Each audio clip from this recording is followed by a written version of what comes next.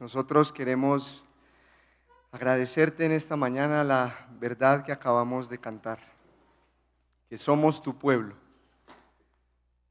Somos tu pueblo por tu propia iniciativa, no porque seamos mejores que nadie, no porque seamos más inteligentes, ni porque seamos mejores personas, no porque hayamos hecho nada para conseguirlo, sino simplemente porque tú así lo quisiste. Nos miraste con tu favor y con tu misericordia y tomaste todas las iniciativas que eran necesarias para que hoy nosotros podamos cantar esto y hacerlo con un fundamento de verdad sólido.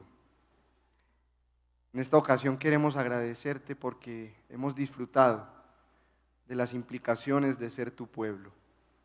Queremos darte gracias porque tú has sustentado nuestras vidas. Has provisto para nosotros, has provisto el pan, has provisto las fuerzas, el consuelo, cuando hemos tenido necesidades, cuando hemos desfallecido, cuando hemos experimentado quebrantos profundos en nuestra vida, en nuestros corazones. Nos has dado la gracia que hemos necesitado para estar hasta aquí y nos has prometido que nos la darás toda la necesaria para llegar hasta el eterno descanso. Tu pueblo aquí reunido, Señor, yo hablándote en nombre de ellos, reconocemos que tú has sido bueno con nosotros. Y por eso te adoramos en este día y por eso te ofrecemos toda nuestra gratitud. Y por eso te rogamos que lo que hemos preparado en nuestro corazón para reconocer a nuestro Dios proveedor sea recibido como un olor fragante delante de ti. Que nuestras ofrendas no sean querer comprar tu favor, ni querer comprar nuestras conciencias, sino un acto puro de amor, de gratitud y de adoración a ti, quien eres nuestro Dios. Al darte nosotros también decimos esto, no solo cantándolo, sino con acciones muy visibles. Nosotros somos tu pueblo y tú eres nuestro Dios. Bendito seas en el nombre de Jesús. Amén. Amén. Este es el momento para que ofrezcamos al Señor lo que hemos preparado en nuestro corazón, como diezmo, como ofrenda. Ustedes tienen ahí en sus sillas un sobrecito, o pueden alzar sus manos para que algún facilitador se acerque a su lugar. Ellos igualmente estarán pasando, pueden pasar en este momento. Y si ustedes prefieren usar los medios digitales y para todas las personas que están conectadas, tenemos habilitada nuestra cuenta de ahorros de Bancolombia y también el código QR que aparecerá en la pantalla. Entonces tomemos un minutico, tomemos unos segundos para dedicarnos a esto.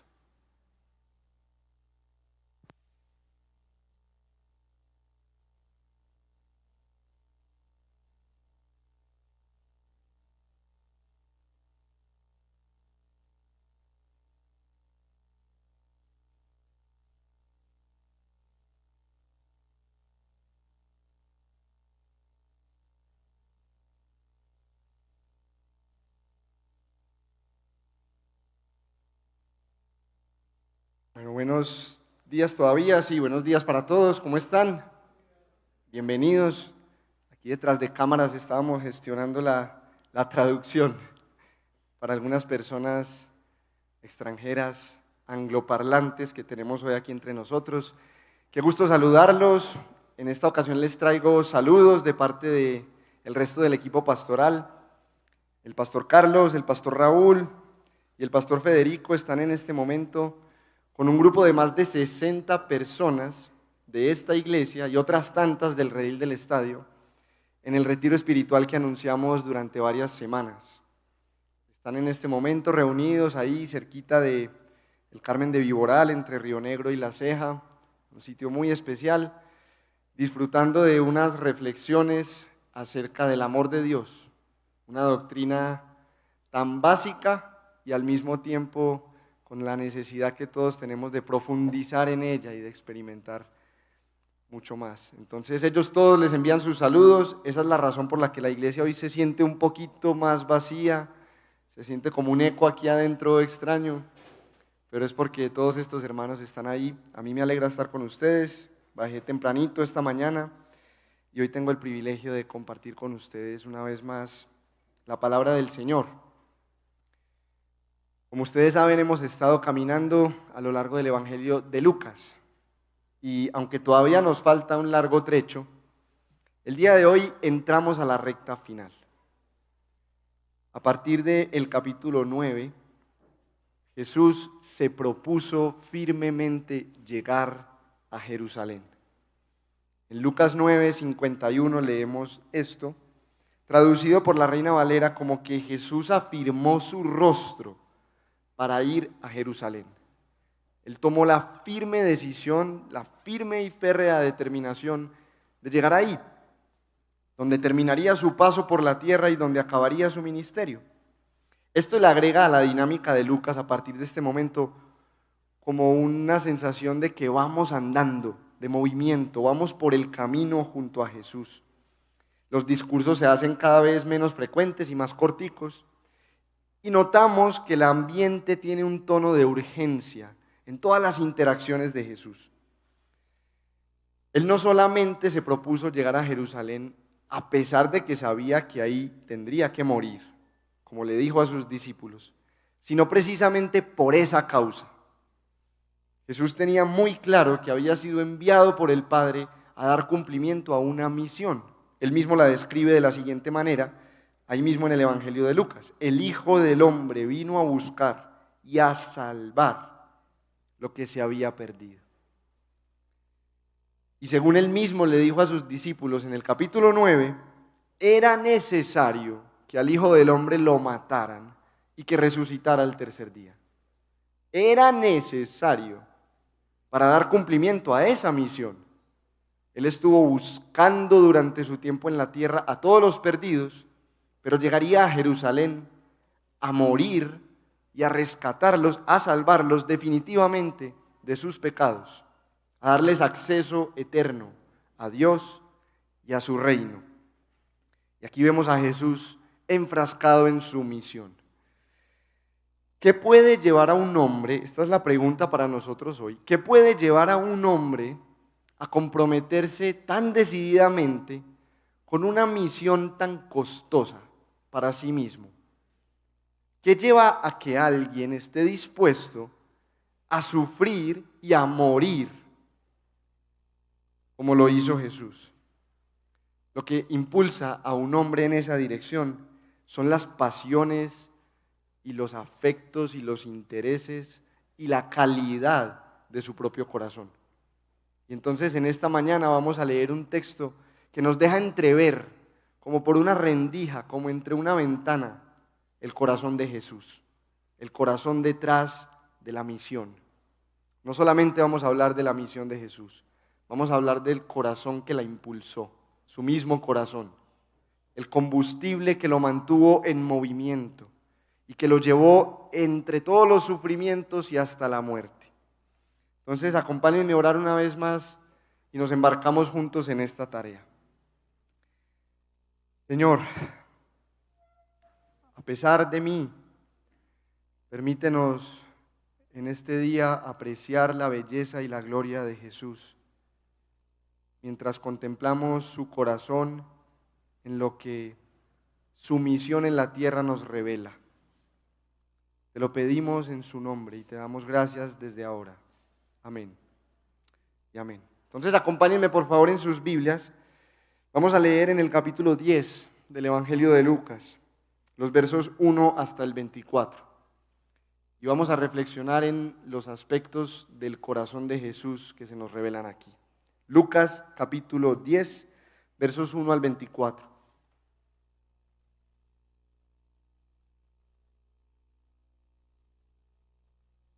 Dice así la autoritaria, verdadera y vigente palabra del Señor. Después de esto, el Señor escogió a otros 72 para enviarlos de dos en dos delante de Él a todo pueblo y lugar a donde Él pensaba ir. Se refiere a otros 72 de sus discípulos y en algunas versiones seguramente ustedes leyeron 70. Esto se debe a un tema de traducción de algunos manuscritos, pero ambas son válidas, 70 o 72 de sus discípulos. Versículo 2. Es abundante la cosecha, les dijo, pero son pocos los obreros. Pídanle, por tanto, al Señor de la cosecha que mande obreros a su campo. Vayan ustedes, miren que los envío como corderos en medio de lobos. No lleven monedero, ni bolsa, ni sandalias, ni se detengan a saludar a nadie por el camino. Cuando entren en una casa, digan primero, paz a esta casa. Si hay alguien allí digno de paz, gozará de ella, y si no, la bendición no se cumplirá. Quédense en esa casa y coman y beban de lo que ellos tengan, porque el trabajador tiene derecho a su sueldo. No anden de casa en casa. Cuando entren en un pueblo y los reciban, coman lo que les sirvan. Sanen a los enfermos que encuentren allí y díganles, el reino de Dios ya está cerca de ustedes. Pero cuando entren en un pueblo donde no los reciban, salgan a las plazas y digan, aun el polvo de este pueblo que se nos ha pegado a los pies, nos lo sacudimos en protesta contra ustedes. Pero tengan por seguro que ya está cerca el reino de Dios. Les digo que en aquel día será más tolerable el castigo para Sodoma que para ese pueblo. Ay de ti, Corazín, ay de ti, Betsaida. Si se hubieran hecho en Tiro y en Sidón los milagros que se hicieron en medio de ustedes, ya hace tiempo que se habrían arrepentido con grandes lamentos. Pero en el juicio será más tolerable el castigo para Tiro y Sidón que para ustedes. Y tú, Capernaúm, ¿acaso serás levantada hasta el cielo? No, sino que descenderás hasta el abismo. El que los escucha a ustedes, el que los escucha a ustedes me escucha a mí. El que los rechaza a ustedes, me rechaza a mí. Y el que me rechaza a mí, rechaza al que me envió. Cuando los 72 regresaron, dijeron contentos, Señor, hasta los demonios se nos someten en tu nombre. Yo veía a Satanás caer del cielo como un rayo, respondió él. Sí, les he dado autoridad a ustedes para pisotear serpientes y escorpiones y vencer todo el poder del enemigo. Nada les podrá hacer daño. Sin embargo, no se alegren de que puedan someter a los espíritus, sino alégrense de que sus nombres están escritos en el cielo. En aquel momento Jesús, lleno de alegría por el Espíritu Santo, dijo, Te alabo, Padre, Señor del cielo y de la tierra, porque habiendo escondido estas cosas de los sabios e instruidos, se las has revelado a los que son como niños. Sí, Padre, porque esa fue tu buena voluntad. Mi Padre me ha entregado todas las cosas. Nadie sabe quién es el Hijo sino el Padre, y nadie sabe quién es el Padre sino el Hijo, y aquel a quien el Hijo quiera revelárselo. Volviéndose a sus discípulos les dijo, aparte, dichosos los ojos que ven lo que ustedes ven. Les digo que muchos profetas y reyes quisieron ver lo que ustedes ven, pero no lo vieron, y oír lo que ustedes oyen, pero no lo oyeron. ¿Qué nos revela entonces este texto acerca de Jesús, de su corazón? Lo primero es lo obvio que ya hemos dicho. Él está embarcado en una misión. Él vino con una tarea, con un propósito. Y los últimos versículos nos revelan la naturaleza, la esencia de este propósito. ¿En qué consistía la misión con la que vino Jesús? Dar a conocer al Padre. En esa frase tan enigmática de que solo Él lo conoce y solo el Padre lo conoce a Él, Él también dice que lo da a conocer a quienes Él quiere. Ese tipo de conocimiento, el conocimiento de Dios, no se puede obtener por ningún medio natural. No hay ningún diplomado, no hay ninguna carrera, ningunos estudios que nos permitan conocer verdaderamente al Padre aparte de Jesús. Es tarea de Jesús y es la misión en la que está comprometido darlo a conocer. Se requiere revelación divina, sobrenatural, para llegar a conocer a Dios. Y Jesús está completamente entregado a esa misión, dar a conocer a Dios para la salvación y el rescate de todos aquellos que no lo conocen. Entonces, después de haber dicho esto, lo primero que vemos del corazón de Jesús es que Él es incluyente. ¿Qué queremos decir con esto? Que Jesús incluye a los suyos en su misión, en su propósito. Él los hace partícipes de sus fines. Y de hecho podemos decir todavía más. Jesús lleva a cabo su misión por medio de sus discípulos. Los discípulos son el instrumento que Jesús utiliza para conseguir este fin. Y el texto nos dice que Jesús los escogió. Él fue quien tomó la iniciativa de escogerlos y darles esta misión. La Reina Valera dice que los designó, transmitiendo claramente que les entregó algo en nombre de otro. Ellos tenían que ir como sus mensajeros, como sus heraldos, sus representantes, a todas las ciudades donde Jesús pensaba ir, a todas las ciudades donde Él pensaba llegar. Ellos debían anticipar sus obras, adelantar su trabajo ahí. Y es interesante notar que este grupo de discípulos no son los 12 apóstoles. Es importante porque nos enseña que Jesús no limitó su poder y su autoridad y su misión a los 12. Aunque estas instrucciones son prácticamente iguales a las que les dio a ellos en el capítulo 9. Algunos de ustedes recuerdan que Fede nos predicó eso hace algunos días. Hay personas que han interpretado ese número 70 o 72 simbólicamente.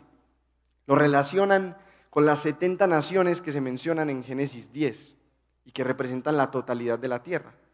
O también lo han relacionado con los 70 ancianos de Israel que recibieron al Espíritu Santo para ministrar al pueblo en Números capítulo 11.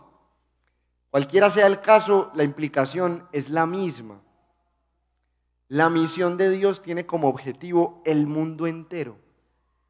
Y Dios está conformando discípulos de todas las naciones precisamente para alcanzar al mundo entero. Dicho de otra forma, todo el pueblo de Dios se ocupa de alcanzar a todo el mundo. Si tú eres un discípulo de Cristo, esto tiene que ver contigo, porque entonces quiere decir que tú estás incluido en esta misión. Tú estás incluido, tú eres el medio, el vehículo a través del cual Dios va a llevar el conocimiento suyo, va a revelarse por medio de Jesucristo. Esa no es tarea solamente de los pastores o de los ministros o de los misioneros. Esa es tarea de todos nosotros. Y ustedes lo acaban de cantar hace un momento. Esa canción que se basa en 1 de Pedro 2:9 nos recuerda que somos linaje escogido, real sacerdocio, nación santa, pueblo adquirido por Dios para anunciar las virtudes de aquel que nos llamó de las tinieblas a su luz admirable. Y Jesús lleva todo esto un paso más allá. En el versículo 16, el que los escucha a ustedes, me escucha a mí. El que los rechaza a ustedes, me rechaza a mí. Jesús se está identificando plenamente con sus discípulos. Y más que con sus discípulos, con el mensaje que los discípulos llevan. Miren el énfasis de ese versículo en escuchar. El que los escucha a ustedes, me escucha a mí, dice Jesús. Porque los discípulos llevaban un mensaje, un anuncio.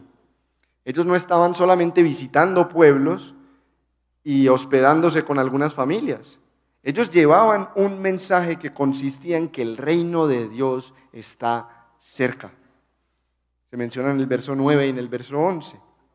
Y Jesús les había dado poder, no solo para proclamar el reino de Dios, sino para demostrarlo por medio de señales milagrosas que validaran ese mensaje.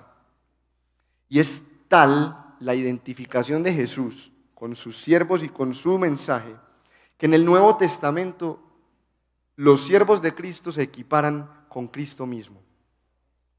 Les voy a pedir que me acompañen por un momento a Efesios 2. Nosotros normalmente no hacemos esto para no distraernos, pero en este caso vale la pena. Deje un dedo ahí en Lucas 10 o ponga un separador o haga lo que tenga que hacer para que no se le pierda. Y acompáñenme un momento, por favor, a Efesios capítulo 2. Les voy a mostrar una imagen que nos presenta el apóstol Pablo para ver hasta qué punto Jesús mismo se identifica con sus siervos. Efesios capítulo 2, verso 17. Desde el versículo 14, Pablo está hablando acerca de Cristo, lo que Cristo hizo. De dos pueblos hizo uno solo, judíos y gentiles, derribó las barreras de la enemistad. Y en el verso 17, miren lo que dice. Él, ¿quién? Cristo vino y proclamó paz a ustedes. ¿Quiénes?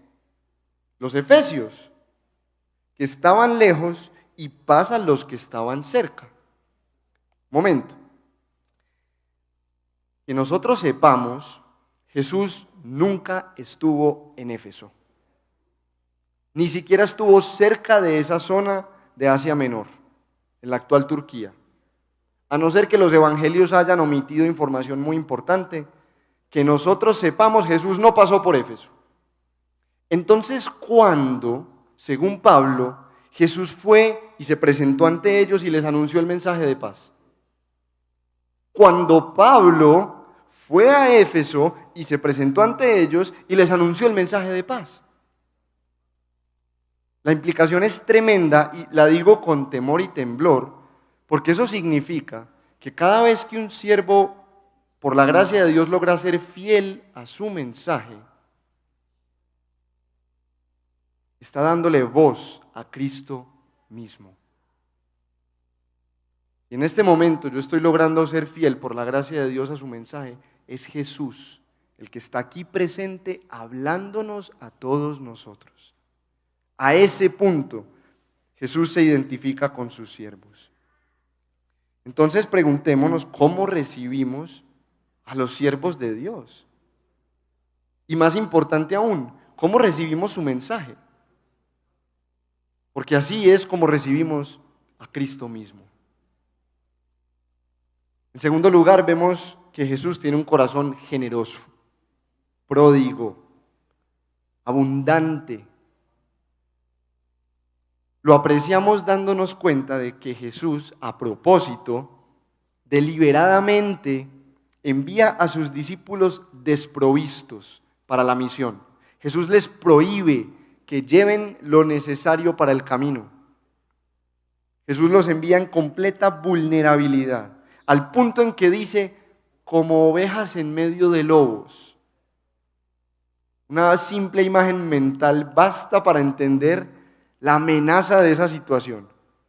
Así está enviando Jesús a sus discípulos a propósito. Él quiere que sea así, porque Él quiere que sus discípulos dependan completamente de su protección. Él quiere que sus discípulos dependan completamente de su provisión. Y como si esto fuera poco, Jesús les anticipa lo que ellos estarían a punto de comprobar por su propia experiencia, y es que no serían suficientes. Nosotros leemos acerca de un grupo de 70 o 72 evangelistas, misioneros, predicadores, y estoy seguro que no nos parece un grupo pequeño. Anhelaríamos tener un grupo así de grande de evangelistas, de siervos, pero en comparación con la magnitud de la tarea, no son suficientes. El Señor dice, la cosecha es abundante, pero los obreros para recogerla son pocos. Yo les puedo hablar por experiencia de que esto es verdad. Nosotros no damos abasto. Ustedes tendrían que habernos escuchado a sus pastores el jueves pasado en nuestra reunión, expresando que estamos cansados, que estamos exhaustos, que no nos da para tantas necesidades y tan diversas de ustedes, el rebaño. Entonces, no les voy a decir, haciendo tal vez uso de una estrategia de manipulación, que se sientan mal porque no hemos orado mucho por los pastores o por nuevos siervos, sino que más bien les voy a pedir que lo hagamos. Miren que la primera instrucción de Jesús a sus discípulos fue, oren por eso. Vayan ustedes, claro, vayan ustedes, pero pídanle al Señor por sus siervos, que envíe más, porque ustedes no van a ser suficientes. Pero Jesús, en medio de estas carencias, debilidades, limitaciones, como decíamos, tiene un corazón generoso, pródigo, abundante, y les proveyó de todo lo que necesitaban para llevar a cabo su misión. Les proveyó para sus necesidades materiales. ¿Y cómo lo hizo? Permitiéndoles que fueran sustentados por las personas que se beneficiaban de su labor. Permitiéndoles que fueran sustentados por las personas a quienes iban a servir. Y yo quiero decir esto, hermanos, con mucha sensibilidad, porque es triste, lamentable que en nuestro país y en toda Latinoamérica y en todo el mundo para ese fin, nosotros escuchemos historias de falsos pastores que abusan de sus ovejas, que se aprovechan de ellas para su propio beneficio, que las privan de sus bienes, de su dinero, de su dignidad. Que Dios se encargue, perdónenme la expresión, de esos sinvergüenzas que no nos representan en absoluto. Pero también es triste que haya gente en el punto opuesto. Que nosotros hayamos tenido que escuchar de personas entre nosotros que nos dicen cosas como: ustedes tienen afugias económicas porque se la pasan todo el día metidos en la iglesia. Eso también es triste. Porque hay personas que consideran, y en esta sociedad cada vez son más, que la labor del ministro, del pastor, es inferior a un trabajo. Qué bueno ver que Jesús no piensa así. Jesús reconoce a sus siervos enviados a predicar como trabajadores, en esos términos, dignos merecedores de su salario. Nosotros vivimos de esto, hermanos. Nosotros vivimos del sustento que Dios nos provee a través de las personas a las que servimos, a través de ustedes que están aquí sentados. Y por eso lo digo con sensibilidad, pero para que evitemos cualquiera de estos extremos.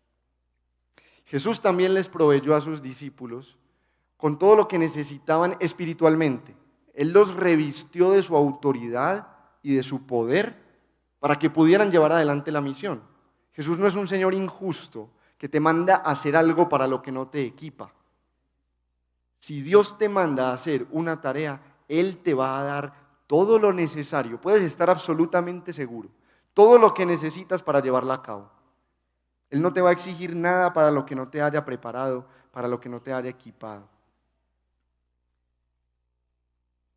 Y en este caso, Él nos está enviando a recoger una cosecha. Miren que no nos está enviando a sembrar un campo, sino a recoger el fruto. Hay más personas allá afuera dispuestas a escucharnos que siervos dispuestos a ir y hablarles. Es la misma realidad que Jesús le dijo a sus discípulos delante de Samaria en Juan capítulo 4. Yo los he enviado a ustedes a cosechar lo que no les costó ningún trabajo. Otros se han fatigado trabajando y ustedes han cosechado el fruto de ese trabajo. Juan 4:38. Entonces, este es el punto en el que quisiera que nos preguntáramos: ¿estamos involucrados en la misión de Jesús? Sustentando a sus siervos enviados y yendo nosotros mismos a lo que nos corresponde. ¿Conectas tu día a día, lo que haces desde mañana hasta el otro domingo, con la misión de Dios? Porque ese es nuestro llamado, a pensar cómo a través de Cristo podemos dar a conocer a Dios para el encuentro y la salvación de todos los que están perdidos a nuestro alrededor. Una necesidad tan abundante para la cual siempre vamos a ser insuficientes. En tercer lugar, Jesús es un pacificador. En el corazón de Jesús está el deseo de esparcir la paz. Lo que Jesús está ofreciendo al mundo por medio de su misión es paz.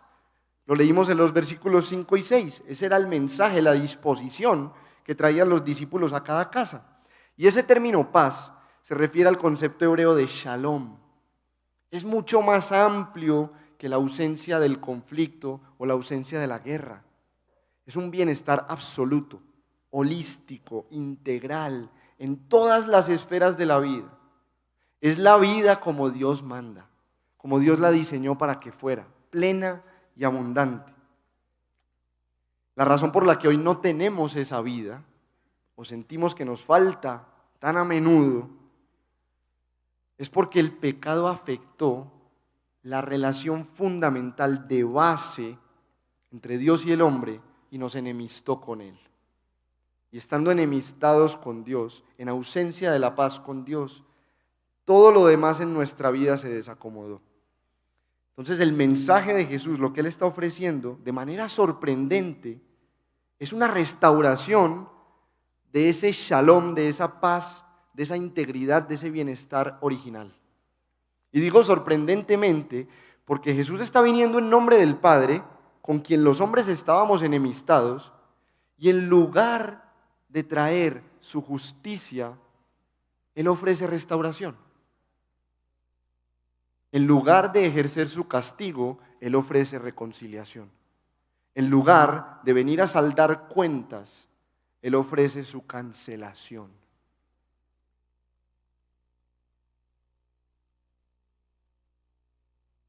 Como ya hemos visto, Él hace eso a través de sus siervos. Miren cómo lo decía el apóstol Pablo. Así que somos embajadores de Cristo.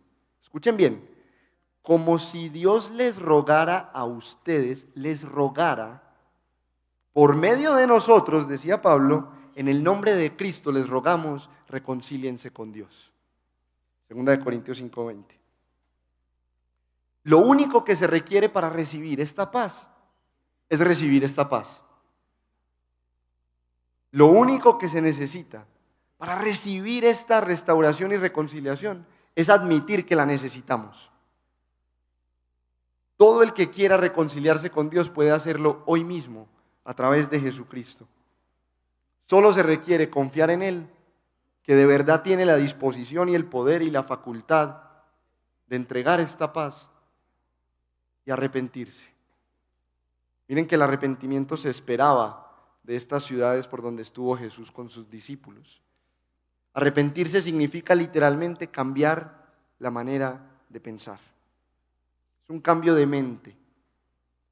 Es escuchar la palabra de Dios como lo que es, la verdad, y ajustarnos en consecuencia a lo que esa verdad dice. Ajustar nuestra manera de pensar y ajustar nuestra manera de vivir. Jesús estaba esperando esto de estas ciudades y por eso, como no lo vio, como no lo recogió, pronuncia esas palabras de juicio. En el Antiguo Testamento, cuando un profeta decía, ¡ay de ti!, estaba pronunciando un oráculo, así se llamaba, de maldición, un anuncio de juicio. Aquí está Jesús hablando como un profeta anunciando el juicio. ¡Ay de ti, Corazín! ¡Ay de ti, Betsaida! Si en Tiro y en Sidón se hubieran hecho los milagros que se hicieron en medio de ti, hace tiempo que se hubieran arrepentido. Corazín y Betsaida eran dos pueblos, cercanos a Capernaum, donde Jesús pasó la mayor parte de su ministerio. Es probable que haya estado varias veces ahí enseñando y realizando milagros. Jesús esperaba que la respuesta a esa demostración de que el reino de Dios estaba cerca fuera el arrepentimiento. Y por eso es que en el caso de Capernaum la comparación es peor. La comparación es con Sodoma. Todos sabemos lo que pasó en Sodoma y Gomorra. Y en ese tiempo todos lo sabían. Sodoma y Gomorra habían llegado a ser proverbiales, habían llegado a ser como un símbolo de la maldad. Todo el mundo sabía a qué se había referido eso y qué había pasado en esos lugares. Capernaum, que vio a Jesús más que ninguna otra ciudad, tenía que haberse arrepentido, pero no lo hizo. Y Jesús está diciendo que el castigo que va a recibir Capernaum el día del juicio será peor que el de Sodoma. Tiro y Sidón eran dos ciudades fenicias, paganas. Y Jesús está diciendo que Corazín y Betsaida van a recibir una retribución peor que la de esas ciudades. ¿Cuál es la implicación para nosotros? Rechazar el mensaje del Evangelio de la paz es peor que todo el paganismo de esas ciudades y que toda la perversión de Sodoma. Somos más responsables delante de Dios por rechazar el Evangelio que por haber visto señales y milagros. Y por eso es que la consecuencia es juicio. Y es muy duro leer acerca de advertencias de juicio.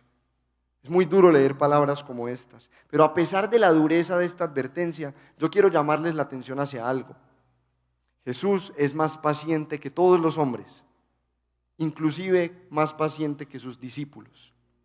En el capítulo anterior, en Lucas 9, les mencioné que Jesús se había propuesto ir a Jerusalén. Para no tener que dar una vuelta demasiado larga, era más fácil atravesar por Samaria. Los judíos y los samaritanos no se podían ni ver.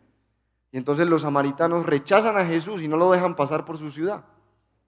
Los discípulos se indignan y muy airados vienen al Señor y le dicen: Señor, ¿quieres que hagamos llover fuego del cielo y que consumamos a esos desgraciados? Y Jesús les dice: por favor, ustedes no saben de qué espíritu son. Ustedes no saben que yo vine a salvar a las almas y no a perderlas. Y no solamente no los juzgó en ese momento, cuando podría y debería haberlo hecho, sino que años más tarde leemos en Hechos capítulo 8 que sus siervos llegaron a Samaria predicando el evangelio de la paz y un montón de gente se convirtió.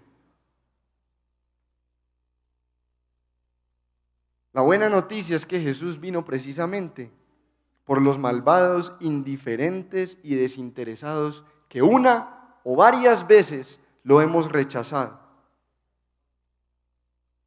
Miren cómo lo dice el apóstol Pablo una vez más. Como éramos incapaces de salvarnos en el tiempo señalado, Cristo murió por los malvados. Difícilmente habrá quien muera por un justo, aunque tal vez alguien se atreva a morir por una persona buena. Pero Dios demuestra su amor por nosotros en que, siendo aún pecadores, Cristo murió por nosotros. Y aceptar su mensaje es el camino a la paz. Responder en arrepentimiento es poder gozar de la paz con Dios, de la que habla Romanos 5:1, y que permite restaurar la paz, el shalom, en todas las áreas de nuestra vida. En cuarto lugar, vemos en este texto que Jesús tiene un gran interés por las ciudades.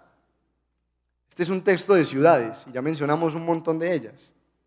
Lo que nos enseña es que Jesús tiene interés, le importa el bienestar de las ciudades. Y las ciudades aquí se trataron personificándose. Una ciudad no se puede arrepentir. Se arrepiente la gente que habita esa ciudad. Lo que significa que Jesús está interesado en el bienestar de las personas que habitan las ciudades. Y eso incluye Medellín.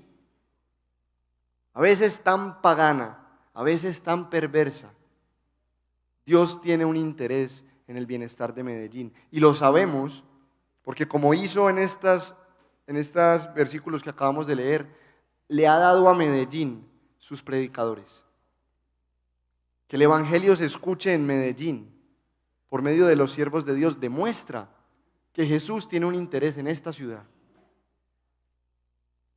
Y la pregunta es: ¿cómo estamos respondiendo a esto? Se nos volvió paisaje que alguien venga y nos predique la palabra de Dios. ¿Creemos que es un derecho propio? ¿O más bien respondemos con arrepentimiento, con gratitud?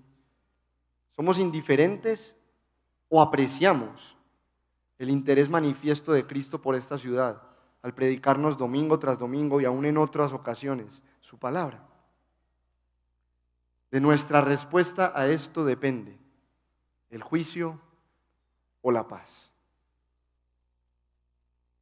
Número 5, Jesús ofrece una alegría duradera. En el corazón de Jesús está nuestra alegría. Ese versículo 17, a partir de ahí se nos relata lo que pasó cuando los discípulos regresaron de su misión. No sabemos cuánto tiempo pasó, pero ellos llegan muy contentos a darle el reporte a Jesús de todo lo que había pasado. Y están felices porque vieron demostraciones de poder y porque Dios les permitió éxito en su misión, en su ministerio. El Señor Jesús recibe su alegría e incluso les aumenta su perspectiva. Ellos venían felices porque los demonios se les habían sujetado. Y Jesús les dice: mientras ustedes estaban en la misión, sujetando a los demonios en mi nombre, yo estaba viendo cómo Satanás caía del cielo como un rayo. ¿Qué les estaba queriendo decir Jesús?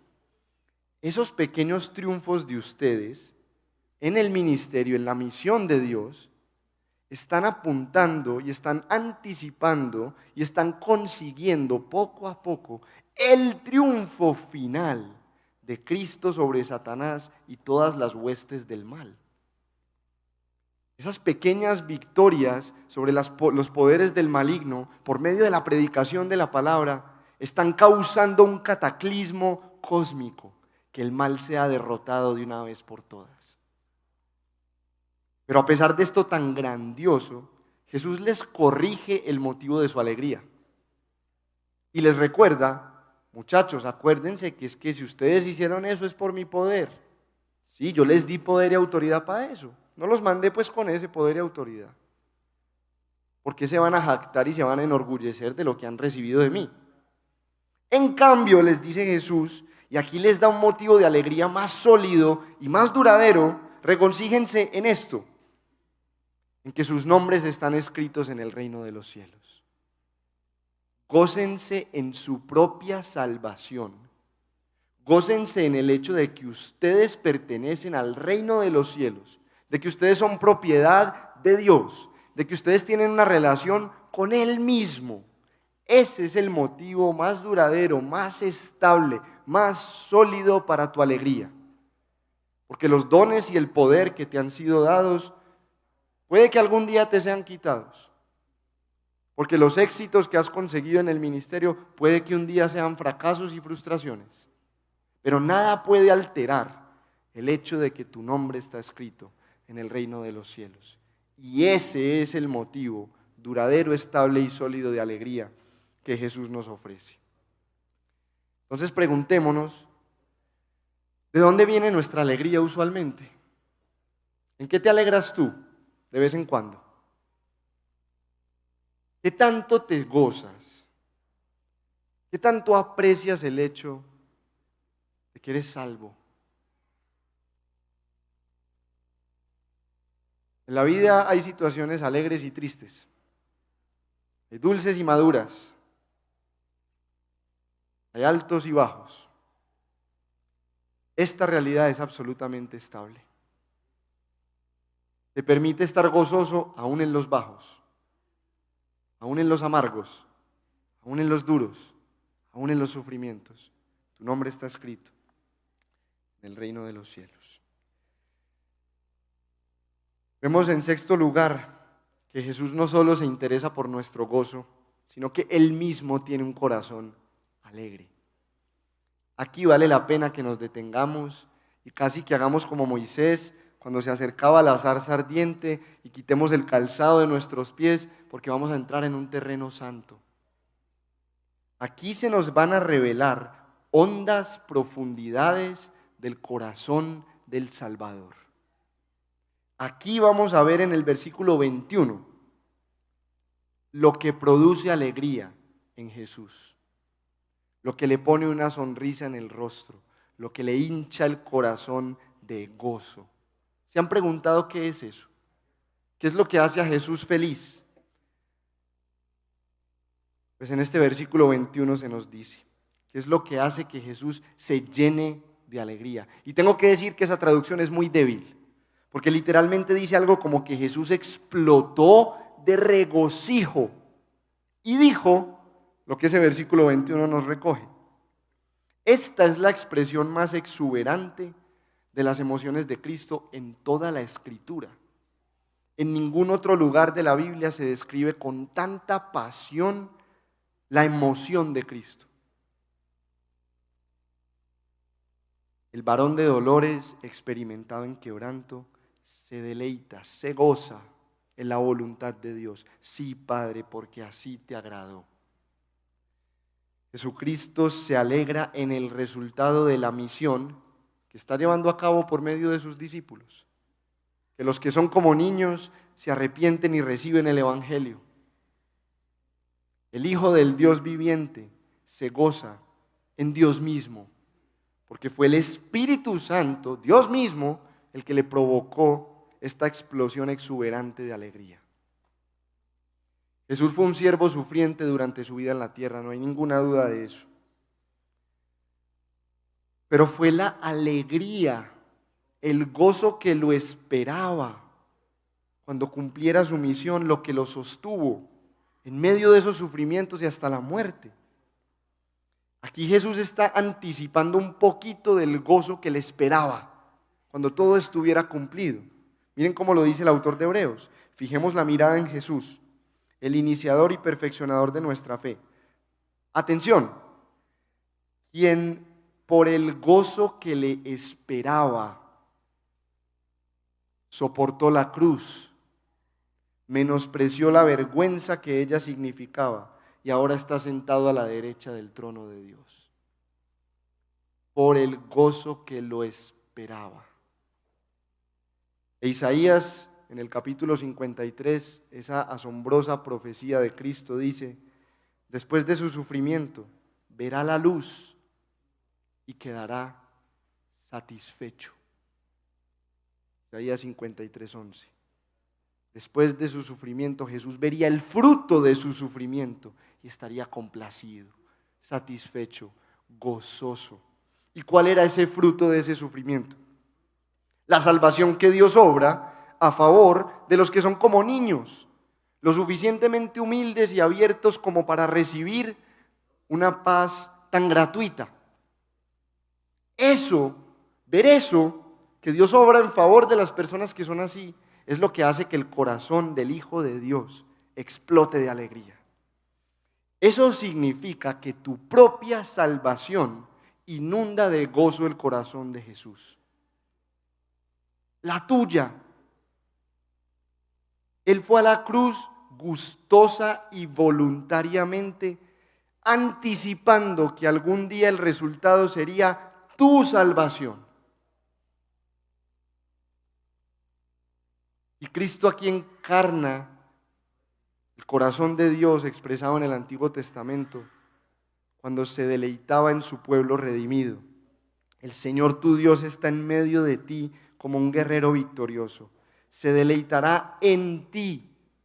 Tú serás el motivo de su deleite. Con gozo te renovará con su amor. Se alegrará por ti, con cantos, como en los días de fiesta. Sofonías 3:17. Qué imagen, Dios mirando a los que salvó, tú incluido, y cantando de alegría, deleitándose en lo que consiguió su obra, la obra de su Hijo, como en los días de fiesta.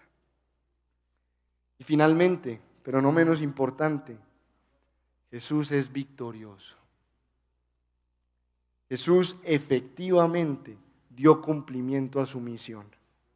Nuestro Salvador no es del tipo de personas que empieza algo y lo abandona. Nuestro Salvador no es el tipo de persona que es mediocre y negligente, es perezoso y se rinde fácil. Nuestro Salvador iba para Jerusalén y llegó a Jerusalén a sufrir y morir y resucitar y completar su obra de rescate.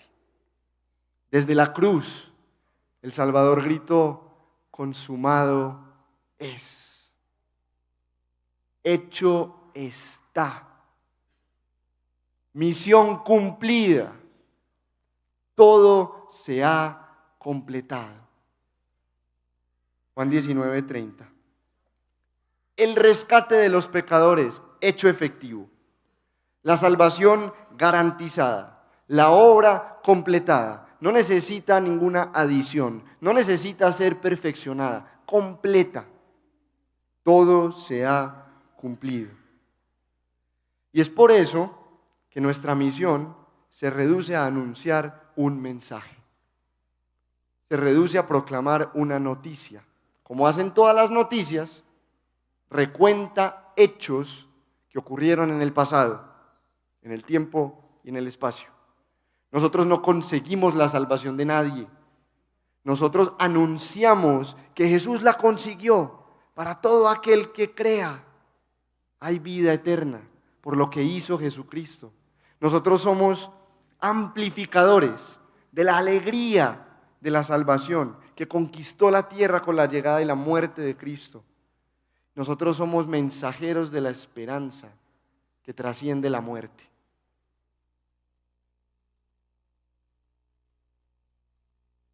Manera de aplicación. Quisiera dirigirme a las personas que no son creyentes, a ti que no te describirías como cristiano. A ti se te ha presentado hoy el corazón de Jesucristo. No te estoy tratando de convencer de que cambies tus creencias si es que las tienes, pero sí te estoy tratando de persuadir de que veas la belleza de Jesucristo. Él te ofrece paz a costa de sí mismo por toda la eternidad, sin importar cuán malo eres, sin importar cuántas veces lo has rechazado. Lo que sí te pido es que vengas a Él y que aumentes su alegría y la nuestra, porque dice la Biblia que en el cielo hay gozo por cada pecador que se arrepiente. Quiero hablarnos a nosotros, los cristianos, a ti, creyente, discípulo de Cristo, siervo del Señor. Tienes una misión por delante. Tienes una misión que llevar a cabo en nombre de Cristo. Tienes la responsabilidad y el privilegio de darlo a conocer y de anunciar su reconciliación. Tienes todo lo necesario, su provisión, su poder, su autoridad y su presencia para llevarlo a cabo. A Jesús le importa esta ciudad. A Jesús le importa Medellín. Déjame preguntarte, ¿y a ti?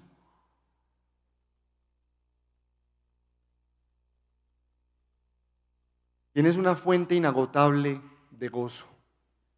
Tienes una fuente donde ir a beber cada vez que estés sediento. Tienes una fuente a donde ir a refrescarte cada vez que estés trabajado y cargado. La fuente de tu propia salvación. Inmutable, segura, estable, eterna. Tienes ahí combustible como lo tuvo Jesús, el gozo puesto delante de Él para seguir adelante. No solamente vas hacia Jerusalén, vas hacia la gloria eterna. Vas hacia la ciudad celestial, donde veremos al Salvador, donde veremos el fruto de su misión, tal vez a través de nosotros. ¿Te imaginas llegar ahí y encontrarte con alguien que te diga gracias? Porque no estaría aquí si tú no te hubieras atrevido a darme a conocer al Salvador. ¿Te imaginas ver ahí gente a la que Dios rescató por intermedio tuyo? Como decía Pablo, esa será nuestro gozo y nuestra corona. Tienes una misión garantizada de éxito. Cristo venció y su misión no tiene ni riesgo de fracasar. Tienes un Cristo victorioso. Entonces, mi ánimo para ustedes es el que encontramos en las palabras del mismo Jesús resucitado, en Apocalipsis 3:21. Al que salga vencedor, le daré el derecho de sentarse conmigo en mi trono, como también yo vencí y me senté con mi Padre en su trono, como también yo vencí. Finalmente, permítanme leerles una descripción profética, poética, de cómo se verá el resultado final de esta misión, de cómo se verá la realidad que el corazón de Jesús hace posible. Se alegrarán el desierto y el sequedal, se regocijará el desierto y florecerá como el azafrán, florecerá y se regocijará, gritará de alegría, se le dará la gloria del Líbano y el esplendor del Carmelo y de Sarón. Ellos verán la gloria del Señor y el esplendor de nuestro Dios. Fortalezcan las manos débiles, afirmen las rodillas temblorosas. Digan a los de corazón temeroso, sean fuertes, no tengan miedo, su Dios vendrá. Vendrá con venganza, con retribución divina, vendrá a salvarlos. Se abrirán entonces los ojos de los ciegos y se destaparán los oídos de los sordos. Saltará el cojo como un ciervo y gritará de alegría la lengua del mudo, porque aguas brotarán en el desierto y torrentes en el sequedal. La arena ardiente se convertirá en estanque, la tierra sedienta en manantiales burbujeantes. Las guaridas donde se tendían los chacales serán morada de juncos y papiros. Habrá allí una calzada que será llamada Camino de Santidad. No viajarán por ella los impuros, ni transitarán por ella los necios. Será solo para los que siguen el camino. No habrá allí ningún león, ni bestia feroz que por él pase. Allí no se le encontrará. Por allí pasarán solamente los redimidos. Y volverán los rescatados por el Señor, y entrarán en Sión con cánticos de alegría, coronados de una alegría eterna. Los alcanzarán la alegría y el regocijo, y se alejarán la tristeza y el gemido para siempre. Amén. Vamos a orar. Nosotros celebramos tu victoria, Jesucristo, y celebramos tu corazón, y celebramos que nos hagas partícipes de la realidad que te has propuesto completar y que con toda seguridad llevarás a cabo.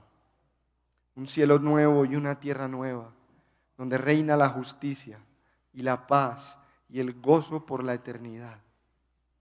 Nosotros anhelamos el día en que ya no vivamos por la fe, en que todo lo que esperamos y creemos sea una feliz realidad. Y como esto se fundamenta profundamente en ti y en tu obra, te pedimos que nos despiertes y nos muevas como iglesia, con esta visión de lo que podría ser el futuro, de lo que será el futuro, que nos permitas no solo recibir y aceptar tu llamado al arrepentimiento y a la vida, sino también a embarcarnos en esta misión y gozar del corazón que la impulsa, el corazón del incomparable Jesús, a quien queremos adorar con todo nuestro ser, y en cuyo nombre te damos gracias y te bendecimos, ahora y por los siglos. Amén.